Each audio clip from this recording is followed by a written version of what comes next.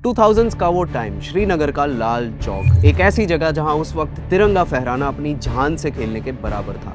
Anti state feelings इतनी strong थी कि पूरे शहर में हमेशा टेंशन, प्रोटेस्ट्स और कर्फ्यू वाला एटमॉस्फेयर ही रहता था। जबकि आज हमने उसी कश्मीर को इंडिया से हमेशा के लिए कनेक्ट कर दिया है, और किसी छोटे मोटे रास्ते से नहीं, रेल से, दुनिया के सबसे ऊंचे ब्रिज के थ्रू जो आईफिल टावर से भी बड़ा है, रोड से, हिमालयास के थ्रू एशिया की सबसे लंबी टनल बनाकर। लेकिन पहाड़ों को तोड़ना तो सिर्फ ट्रेलर है। आपको लगता होगा कि कश्मीर सिर्फ टूरिज्म के लिए बदल रहा है, लेकिन श्रीनगर अब सिर्फ एक टूरिस्ट डेस्टिनेशन नहीं, एक मल्टी कल्चरल बिजनेस हब बनने की तरफ देख रहा है। लद्दाख की फ्रीजिंग वैलीज में अब मेगा डेटा सेंटर्स की बात हो रही है। श्रीनगर के रोड्स पर अब पैन इंडिया विजन रखने वाले टेक स्टार्टअप्स बन रहे हैं। आर्टिकल 370 के हटने के बाद जिस स्पीड से कश्मीर में रिकॉर्ड ब्रेकिंग टूरिज्म और लोगों का जो इन्फ्लक्स आया है, उसने एक बहुत बड़ा सवाल खड़ा कर दिया है। कश्मीर हमेशा से स्विट्जरलैंड ऑफ इंडिया बुलाया जाता था, पर आज जो वहां जमीन पर बन रहा है, उससे कि अगले 2 डेकेड्स में Srinagar practically Singapore of India बन सकता है। आज इस वीडियो में हम इस मेगा ट्रांसफॉर्मेशन की असली रियलिटी अनकवर करेंगे, और अगर आपको ऐसे और डीप डाइव्स पसंद है तो इस चैनल को सब्सक्राइब जरूर कीजिए। मैं हूं जील and you have already started learning from upGrad. Chapter 1, breaking the mountain wall. 1965 में सिंगापुर का सबसे पहला post independence major economic move क्या था? बाकी कंट्रीज से कनेक्ट करने के लिए एक वर्ल्ड क्लास पोर्ट बनाना। और आज कश्मीर का पहला मूव क्या है? हिमालयास के माउंटेन्स के थ्रू अपनी सेंचुरीज पुरानी आइसोलेशन को खत्म करना। कश्मीर वैली को इंडिया से ट्रेन के थ्रू कनेक्ट करने के लिए अब 43,000 करोड़ का mega Udhampur Srinagar Baramulla rail link ready है। और इसका सबसे बड़ा शो स्टॉपर है वर्ल्ड का सबसे tallest railway arc, Chenab bridge. सोचिए, कश्मीर अपनी पूरी हिस्ट्री में कभी डायरेक्ट ट्रेन से नहीं जुड़ा था, और अब जब जुड़ा है तो एक ऐसे ब्रिज पर जो आईफिल टावर से भी 35 मीटर्स ऊंचा है। जो जर्नी पहले पूरा दिन लेती थी, अब वंदे भारत के कतरा से श्रीनगर वाले रूट से सिर्फ 3 घंटे में कंप्लीट होगा। और दूसरा सबसे बड़ा बॉटलनेक था लद्दाख की तरफ जाने वाला जोजिला पास। ये साल में 6 महीने बर्फ के नीचे पूरी तरह से ब्लॉक्ड रहता था, लेकिन अभी रिसेंटली यहाँ बन रही ऑलमोस्ट 7,000 करोड़ की मेगा टनल का ब्रेक थ्रू भी मिला है। यानी जो डेंजरस पहाड़ी रूट पहले 3 घंटे लेता था, वो भी अब हर सीजन में सिर्फ 15 मिनट में कंप्लीट हो जाएगा। ऑन द टॉप, इन पहाड़ों को तोड़ना कोई बच्चों का खेल नहीं था। हिमालयास की इन अनप्रेडिक्टेबल लैंड को डिग करने के लिए advanced new Austrian tunnelling method use हुआ है। चेनाब ब्रिज को ऐसे बनाया गया है कि वो एक्सट्रीम विंड्स और फ्रीजिंग टेम्परेचर्स को झेलकर 120 ईयर्स तक इंटैक्ट रह सके। क्योंकि इस सब का फायदा सिर्फ टूरिज्म या एप्पल फार्मर्स को नहीं मिलेगा। लद्दाख डायरेक्टली चाइना और पाकिस्तान के बॉर्डर से लगता है, तो इंडियन आर्मी के डिफेंस लॉजिस्टिक्स के लिए भी ये ऑल वेदर कनेक्टिविटी एक एब्सोल्यूट गेम चेंजर है। जो माउंटेन्स कभी कश्मीर की इकोनॉमी को बंद करके रखते थे, आज इंडिया उन्हीं माउंटेन्स से बेनिफिट ले रहा है। बट वेट, माउंटेन्स टूट गए, रास्ता बन गया, लेकिन सबसे बड़ा सवाल यह है कि क्या इन रास्तों से होकर कोई एक्चुअली कश्मीर आएगा अपने पैसे लगाने? इसका जवाब दुबई से मिलने वाला है। Chapter 2, the real numbers. मार्च 2023 में यूएई का एमआर ग्रुप, जो दुबई की बड़ी बड़ी स्काईलाइंस बनाने के लिए फेमस है, उन्होंने जम्मू कश्मीर की हिस्ट्री का पहला फॉरेन डायरेक्ट इन्वेस्टमेंट किया है मॉल ऑफ श्रीनगर के लिए।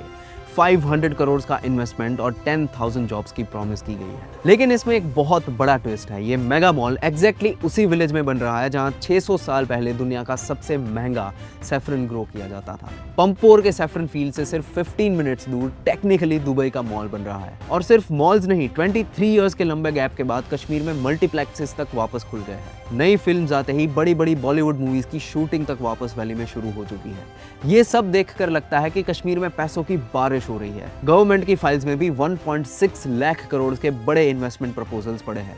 लेकिन in my opinion, foundation stone रखना, मॉल का अनाउंसमेंट कर देना, ये सब इजी है। असली टेस्ट यहाँ आता है कि पैसे ग्राउंड तक पहुंच रहे हैं या नहीं। और सच यह है कि जम्मू कश्मीर गवर्नमेंट ने खुद असेंबली में एडमिट किया है कि 2019 से अब तक इन 1.6 लाख करोड़ के प्रपोजल्स में से सिर्फ 10,000 करोड़ के एक्चुअल इन्वेस्टमेंट्स हुए हैं। ग्राउंड रियलिटी सिर्फ 6.5% की है। मतलब हर 100 रुपए के प्रॉमिस में से अभी तक सिर्फ 6.5 रुपीज ही एक्चुअली कश्मीर में इन्वेस्ट हुए हैं। तो अब अगर इन्वेस्टमेंट्स इतने स्लो आ रहे हैं, तो कश्मीर और Srinagar for that matter actual में अपनी इकोनॉमी को बूस्ट कैसे करेंगे? वेल, श्रीनगर का असली वेल्थ उसकी एक ऐसी सेंचुरीज पुरानी इंडस्ट्री में छुपा था जिसे दुनिया लगभग भूल चुकी थी। श्रीनगर को नेक्स्ट सिंगापुर बनाने के लिए बाहर के नए पैसों के साथ अपने खुद के पुराने एम्पायर की भी जरूरत है। Chapter 3, the silk road reboot. आज हम श्रीनगर को नेक्स्ट सिंगापुर बनाने की बात कर रहे हैं, पर सच तो यह है कि आज से 500 इयर्स पहले श्रीनगर ऑलरेडी सेंट्रल एशिया का सिंगापुर था। 15th सेंचुरी में श्रीनगर कोई कॉन्फ्लिक्ट जोन नहीं, एक कॉस्मोपॉलिटन ट्रेड हब था।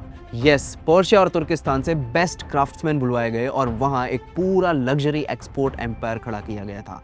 कश्मीर के पश्मीना, हैंड नॉटेड कार्पेट्स और पेपर मशे सिल्क रूट के थ्रू डायरेक्टली तिब्बत, चाइना और यूरोप तक जाते थे। तब एक कश्मीरी कारपेट सिर्फ इंटीरियर अच्छा बनाने के लिए नहीं था, ग्लोबल रॉयल कोर्ट्स में वहाँ का एक स्टेटस सिंबल था। जब यूरोप में ठीक से रेनेसांस शुरू ही हो रहा था, तब Srinagar already Asia, middle east और सेंट्रल एशिया, 3 कॉन्टिनेंट्स के बीच एक एस्टैब्लिश्ड ग्लोबल लग्जरी ब्रांड बन चुका था। तो असली सवाल ये नहीं है कि कश्मीर कभी ग्लोबल ब्रांड बन सकता है या नहीं। नाउ द क्वेश्चन इज कि क्या वो अपना पुराना टाइटल वापस क्लेम कर पाएगा या नहीं, क्योंकि पिछले कुछ डेकेड्स में इस 500 इयर्स पुराने ब्रांड के नाम पर एक बहुत बड़ा ग्लोबल स्कैम चल रहा है। अमृतसर से लेकर चाइना तक बनने वाले सस्ते मशीन मेड कार्पेट्स और शॉल्स दुनिया भर में कश्मीरी बोलकर बेचे जा रहे हैं। इन रेप्लिकाज ने मार्केट कैप्चर कर लिया है, असली आर्टिसंस गरीब हो रहे हैं और उससे कश्मीर की ब्रांड वैल्यू गिर रही है। लेकिन यहीं पर एंटर हुई 21st सेंचुरी की टेक्नोलॉजी। गवर्नमेंट ने इस पुरानी लेगेसी को प्रोटेक्ट करने के लिए एक बड़ा काउंटर अटैक किया है। यूनेस्को ने रिसेंटली श्रीनगर को वर्ल्ड क्राफ्ट सिटी का टैग दिया है। पश्मीना और कश्मीरी कार्पेट्स के साथ 10 एक्सक्लूसिव क्राफ्ट्स को GI टैग्स यानी ज्योग्राफिकल इंडिकेशंस मिल चुके हैं।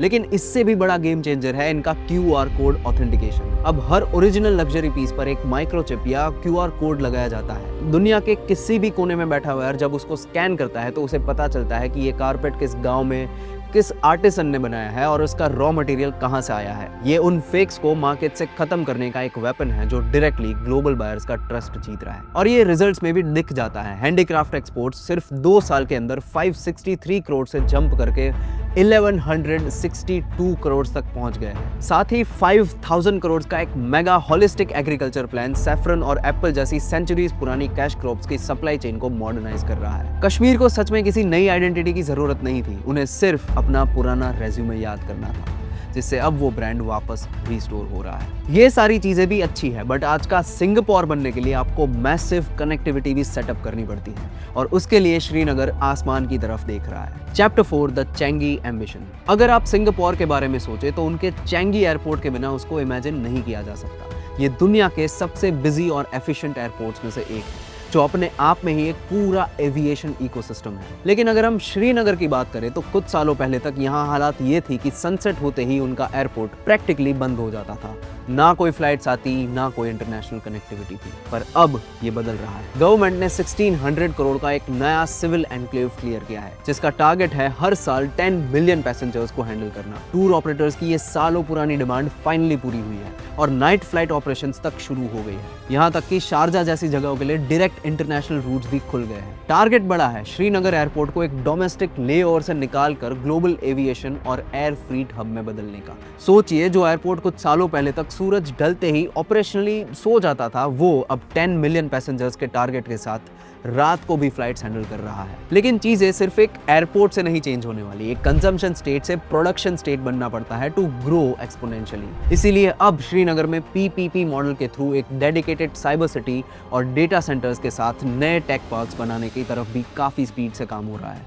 जम्मू कश्मीर के पुराने इंडस्ट्रियल एस्टेट्स जैसे HMT ज़ेनकोट, जो कभी हैवी मशीनरीज बनाते थे, अब उसे एक मॉडर्न सॉफ्टवेयर हब में कन्वर्ट किया जा रहा है। और ये नया टेक इंफ्रास्ट्रक्चर सिर्फ यही नहीं रुकेगा, क्योंकि ग्राउंड पर एक साइलेंट स्टार्टअप बूम ऑलरेडी शुरू हो चुका है। सोचिए, 2020 से लेकर 2024 के बीच ही जम्मू कश्मीर में ऑफिशियल रजिस्टर्ड स्टार्टअप्स 287% तक ग्रो हुए हैं। और इन्हीं लोकल टेक फाउंडर्स को अग्रेसिवली बैक करने के लिए अब न्यूली 250 करोड़ का एक लोकल वेंचर कैपिटल फंड भी सेटअप किया जा रहा है। श्रीनगर अपने आप को पिछली सेंचुरी की ट्रेडिशनल इंडस्ट्री से शिफ्ट करके फ्यूचर टेक और इनोवेशन के लिए अपस्किल कर रहा है, क्योंकि उन्हें पता है कि फ्यूचर AI, मशीन लर्निंग और उन्हीं सब स्किल्स का होने वाला है। लेकिन यही चीज आप अपने करियर के लिए भी कर सकते हैं, इन स्किल्स से खुद को अपस्किल करके, जिसके लिए उस मिशन में अपग्रेड आपके साथ जुड़ा है। Check the link in description.